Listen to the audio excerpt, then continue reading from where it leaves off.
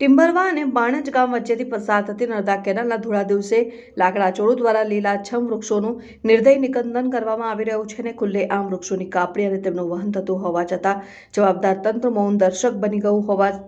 તેવા દ્રશ્યો સામે આવી રહ્યા છે, જેને લઈને અનેક સવાલો ઊભા થયા છે। એક તરફ ગુજરાત સરકાર પર્યાવરણના સંરક્ષણ માટે કરોડો રૂપિયાનો ખર્ચ કરી રહી છે અને લોકોમાં જાગૃતિ લાવવા માટે વિવિધ કાર્યક્રમો યોજી રહી છે, પરંતુ બીજી તરફ ટિમ્બરવા અને બાણજ ગામ વચ્ચેથી પસાર થતી નર્મદા કેનાલ પર લાકડા ચોરો બેધડક રીતે લીલાછમ વૃક્ષોનું નિકંદન કરી રહ્યા છે અને આ ગેરકાયદેસર પ્રવૃત્તિઓ દિવસ દાડે ચાલી રહી હોવા છતાં કોઈ પણ પ્રકારની કડક કાર્યવાહી કરવામાં આવી નથી, જે જવાબદાર તંત્રની કામગીરી પર પ્રશ્નચિહ્ન ઊભું કરે છે। મીડિયાનો કેમેરો ત્યાં પહોંચતા લાકડા કાપતા વિરોપણનો સ્થળ પરથી ભાગી છૂટ્યા હતા અને પર્યાવરણ પ્રેમીઓમાં ભારે રોષ જોવા મળી રહ્યો છે અને તેઓ દ્વારા માંગ ઉઠાવવામાં આવી રહી છે કે તંત્ર તાત્કાલિક કાર્યવાહી કરીને લાકડા ચોરો સામે કાયદેસરના પગલાં ભરે અને પર્યાવરણનું સંરક્ષણ સુનિશ્ચિત કરે। રિપોર્ટર કામરાન નકુમ શિનોર।